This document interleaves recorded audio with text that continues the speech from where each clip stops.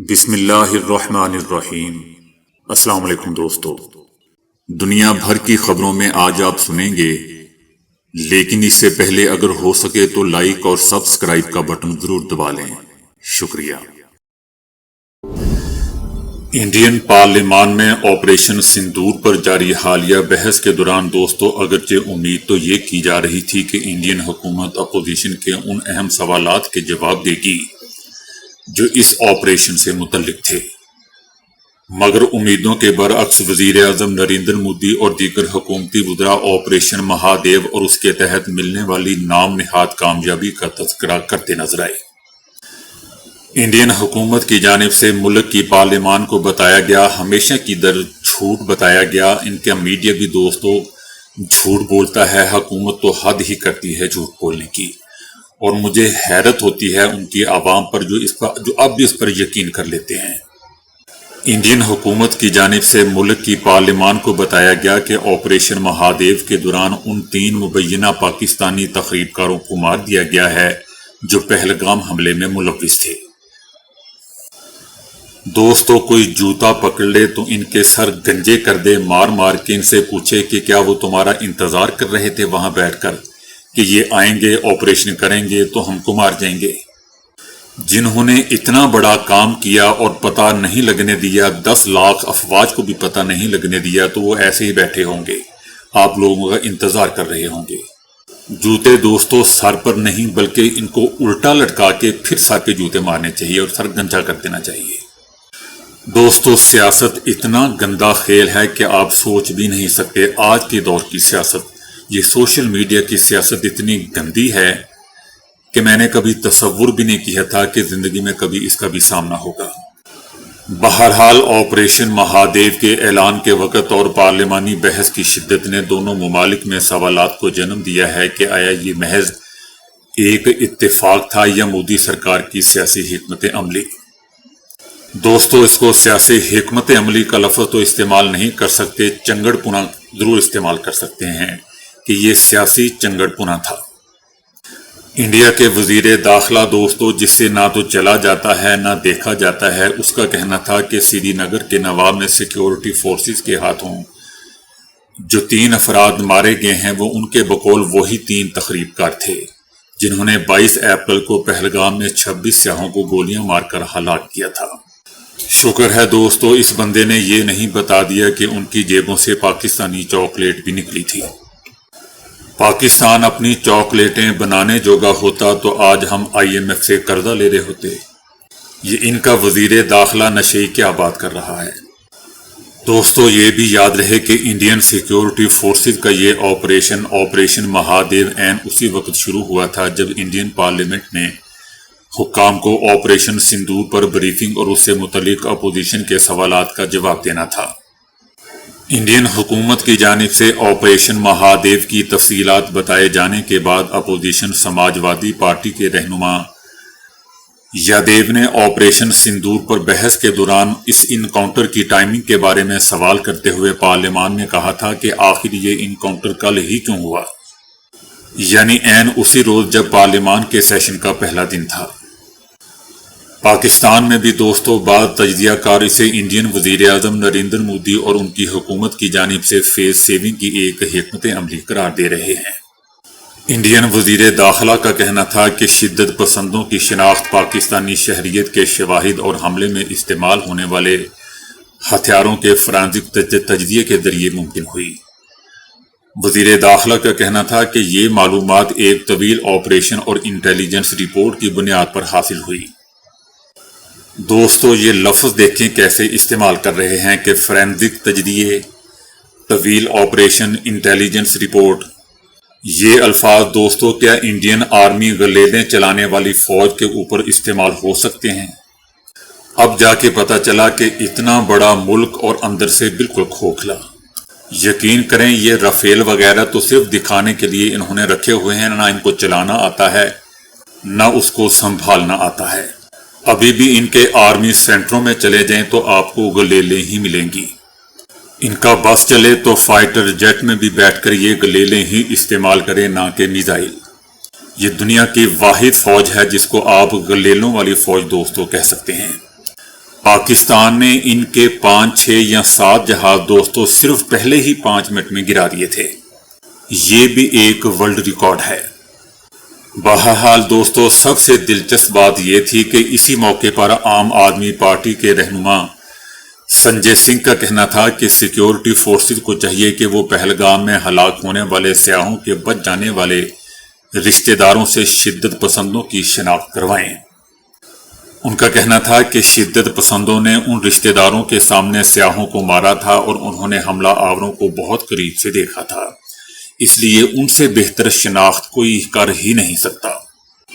India میں حزب اختلاف کے رہنماؤں نے آپریشن مہادیو کے اعلان کو سیاسی قرار دیا اور الزام لگایا کہ حکومت نے پارلیمنٹ میں اپنی پوزیشن مضبوط کرنے کے لیے اس وقت کا انتخاب کیا۔ حتیٰ کہ راہل گاندھی کو بھی کہنا پڑا کہ حکومت نے ایک سوچے سمجھے منصوبے کے تحت کارروائی کے اعلان کا وقت طے کیا تاکہ اپنی عسکری حکمت عملی پر اٹھنے والے سوالات کو دبایا جا سکے۔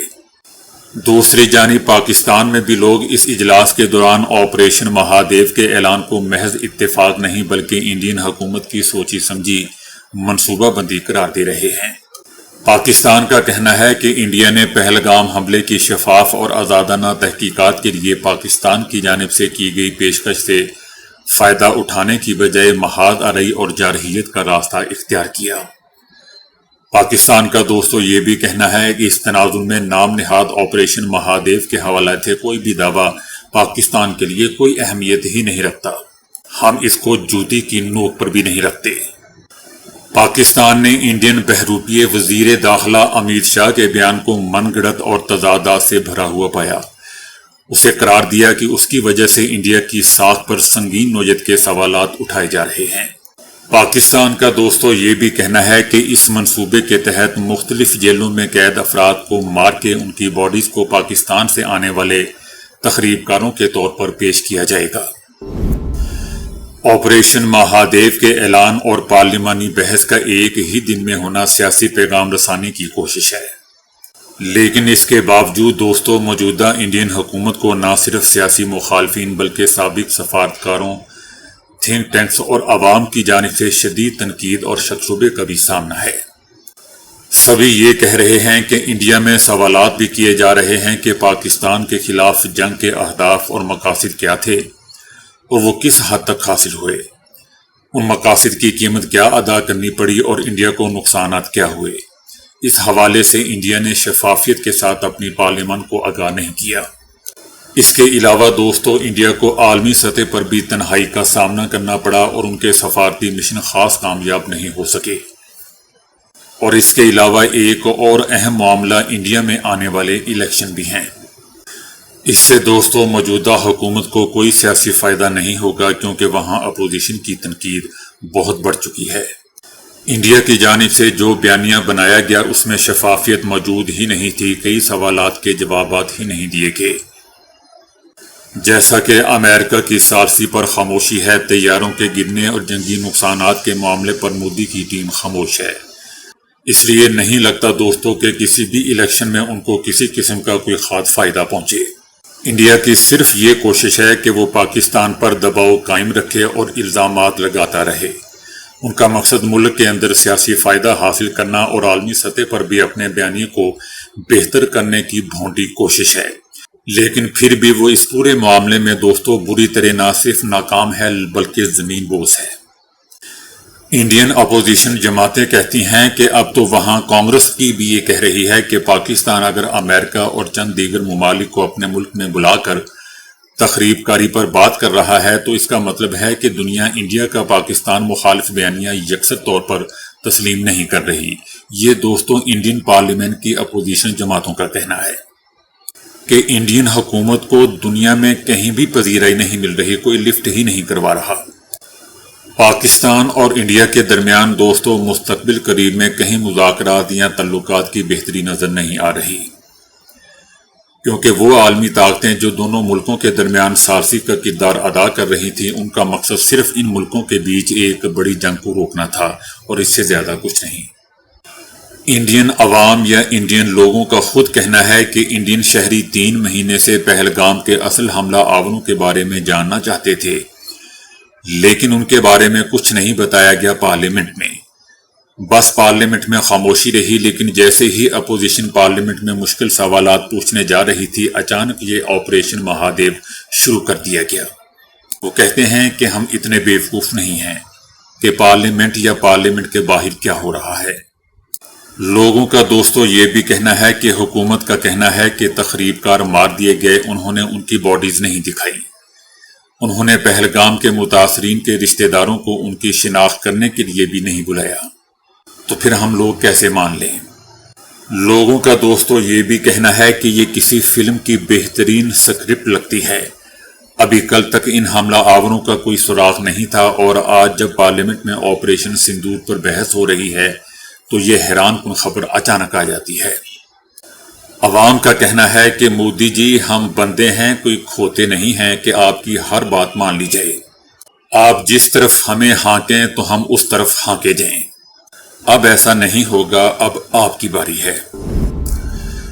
ایران نے کہا ہے کہ ایران گزشتہ مہینے ہونے والی جنگ میں پہنچنے والے نقصانات کا ازالہ چاہتا ہے، اور امریکہ کو چاہیے کہ وہ 12 روزہ جنگ میں ایران کو پہنچنے والے نقصان کی تلافی کرے۔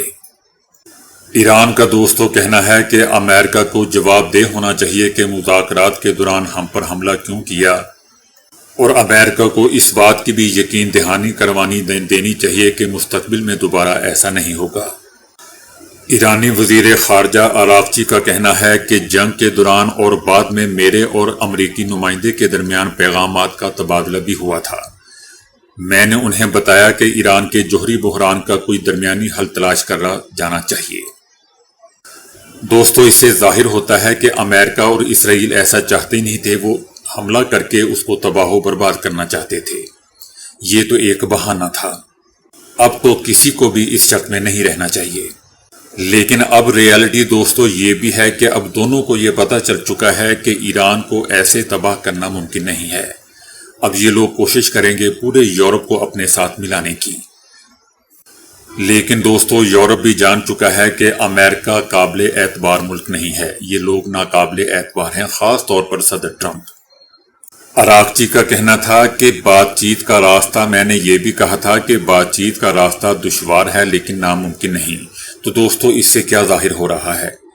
ایران اس کا مطلب کچھ نہ کچھ لے دے کے بات مان سکتا تھا۔ جب ان دونوں ملکوں کو، امریکہ اور اسرائیل کو پتہ چل گیا کہ اب تو بات بننے جا رہی ہے، تو انہوں نے درمیان میں یہ گند کر دیا۔ مجھے تو دوستو ان دونوں کی منافقت میں ذرا بر بھی شک نہیں ہے۔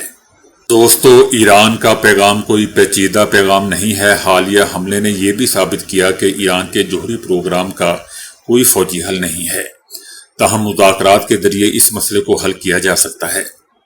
حالانکہ دوستو ایران اپنے پرامن اور غیر فوجی جوہری پروگرام پر قائم ہے، اس پروگرام کے حوالے سے آئیڈیالوجی وہ تبدیل نہیں کر سکتا، جس کی بنیاد پر سپریم لیڈر آیت اللہ خامنائی کے 20 سالہ پرانے فتوے پر ہے، جس میں انہوں نے جوہری ہتھیاروں کی تیاریوں کو حرام قرار دیا تھا۔ ایران کا کہنا ہے کہ ایران اب بھی یورینیم افزودہ کرنے کی صلاحیت رکھتا ہے، عمارتیں دوبارہ تعمیر کی جا سکتی ہیں، مشینیں تبدیل کی جا سکتی ہیں، کیونکہ اس کی ٹیکنالوجی موجود ہے۔ ہمارے پاس بڑی تعداد میں سائنسدان ٹیکنیشین ہیں جو پہلے بنی ان تنصیبات پر کام کر چکے ہیں۔ اب یہ حالات پر منحصر ہے کہ ہم کب اور کیسے افسودگی کا عمل دوبارہ شروع کرتے ہیں۔ ایران کا دوستو یہ بھی کہنا ہے کہ جب تک صدر ٹرمپ یورینیم کی مکمل افسودگی بند کرنے کا مطالبہ کرتے رہیں گے، اس وقت تک کوئی معاہدہ حاصل کرنا ناممکن ہوگا۔ ایران کا یہ بھی کہنا ہے کہ اگر امریکہ کو ہمارے بارے میں کوئی خدشات ہیں تو وہ انہیں مذاکرات کے ذریعے پیش کر سکتا ہے۔ ہم بات چیت کر سکتے ہیں، وہ اپنے دلائل دے سکتے ہیں اور ہم بھی انہیں اپنے دلائل دیں گے، لیکن اگر افسودگی بالکل بند کر دی جائے تو ہمارے پاس بات کرنے کو کچھ باقی نہیں بچے گا۔ تو پھر خدا حافظ۔ صدر ٹرمپ نے اعلان کیا ہے کہ پاکستان سے تجارتی ڈیل مکمل ہو چکی ہے، پاکستان اور امریکہ تیل کے ذخائر کے معاملے پر مل کر کام کریں گے۔ ان کا کہنا تھا کہ شراکت داری کی قیادت کرنے والی کمپنی کا چناؤ کیا جا رہا ہے۔ صدر ٹرمپ کا کہنا تھا کہ وہ وائٹ ہاؤس میں تجارتی معاہدے کرنے میں انتہائی مصروف ہیں، آج کل مجھ سے کوئی بات نہ کرے۔ ان کا کہنا تھا کہ بہت سے ممالک سے میری بات ہوئی ہے اور ہر ملک امریکہ کو بہت خوش کرنا چاہتا ہے۔